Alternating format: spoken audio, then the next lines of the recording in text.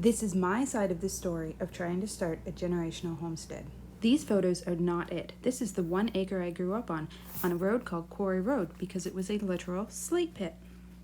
Luckily, we're all handy-dandy fix-it people, and we managed to grow a ton of really good vegetables, although it did take a lot of work and never-ending rock picking. This monster of a house is what we chose to start our homestead on.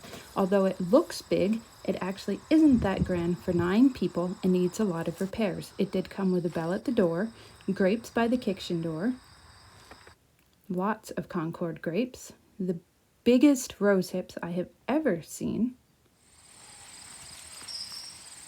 quince tree.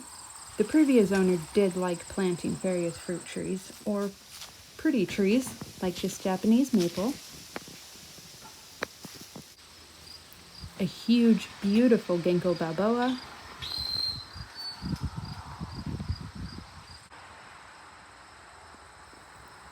beautiful oak trees, very overgrown gardens that will need a lot of work.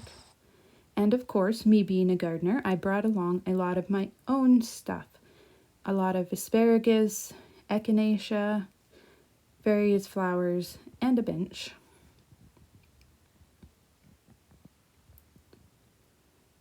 Winter came, as it always does, and I got to planning. I was ever hopeful that I would have a beautiful garden, so I got my celery done first. And then spring hit, and I went to view the spot the garden would be. And as you can see, these are all thorn bushes and a very heavy cover of maple leaves.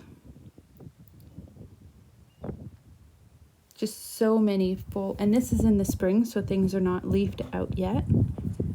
And when these thorn bushes leaf out, they are absolutely massive.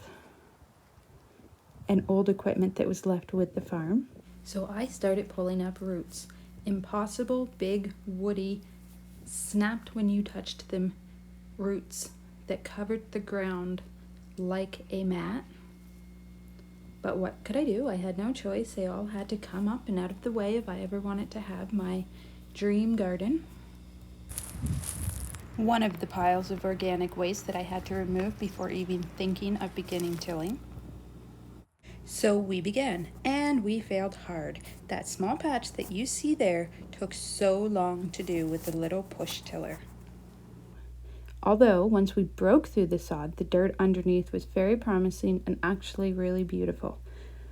But the small push behind tiller just was not going to cut it. Because we don't have a lot of funds, we went around to look for a plow. We found a secondhand plow that we got for a very nice deal. And after some repairs, it did what it was supposed to do, cut the sod up. And once again, I got hopeful and began to plant.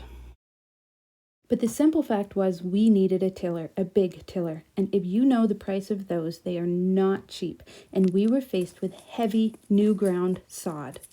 Luckily, we got a blessing. Just up the road for a very good deal, we found this beauty. Luckily, my brother was watching the marketplace, and he was the very first one, within 11 minutes, I believe, to write. And so, ever hopeful, the journey began. And you can see just how heavy that sod is. Bumpy, bumpy, bump over all those very deep plow cuts, like the little tractor that could. As he tilled up the ground, I continued to pick the roots, the weeds, and the thorns. The never-ending debris that I am still picking to this very day. And will probably be picking forever.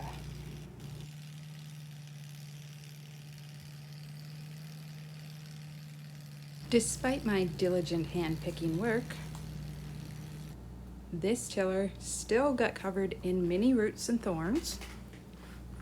Nothing near to the roots that we had to pick out of the small tiller, which was near on impossible. But this amazing little tiller didn't seem to mind at all. This little workhorse just keeps on going, cutting through deep plow cuts and thick sod like butter to turn it into beautiful, beautiful soil. When I say this tiller was a lifesaver, well, you might have an idea what I mean if you've ever tried to break into new ground that hasn't been worked in probably 30 plus years. And I can hear the seasoned grower saying right now, no, don't plant in new ground. You don't know any of the bugs, the climate, the ground, any of it. But hey, what can I do? I need a garden and I've got to start somewhere.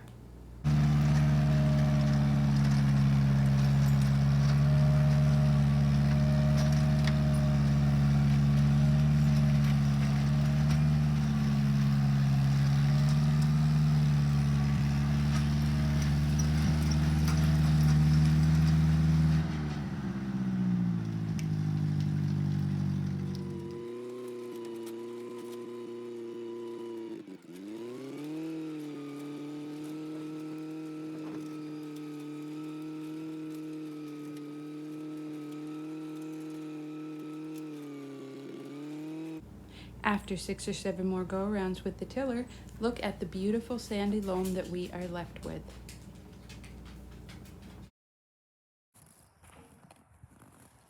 Of course, I had to step on that fluffy little cloud. And we had a few bags of lime left in the barn. And although I only did a vinegar and baking soda test, we were a little ways from neutral pH, so I just threw those on. And next was time for the very necessary step of putting manure in the garden. We only have access to horse poo at the moment, but that's what I have grown with for all of my years of gardening, so it works just fine for me.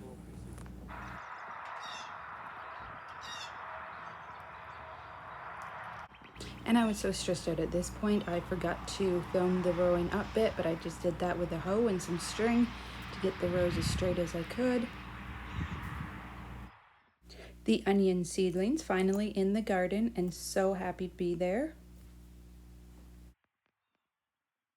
And my rows of pea seeds, spoiler, a few of them failed. And the celery, finally out since being planted in late February. But they look so happy with their little roots. And all snug in their new home. I did do intensive spacing on my celery since I had a much better germination on them than I expected. And the janky boards that I collected from around the yard to cover my carrots, but it does really help with germination. And of course, a little decoration for the birds. And now that the winter garden's all planted in, it's time to start on the summer portion. And that means tackling that huge pile of thorns, dumping everything back up in the field to someday possibly burn them or let them break down. And this is the beautiful beginning of my summer garden. Thanks for sticking around while I put on the winter side, and if you're interested in seeing this plot being turned into the summer side, then I'll see you back here soon.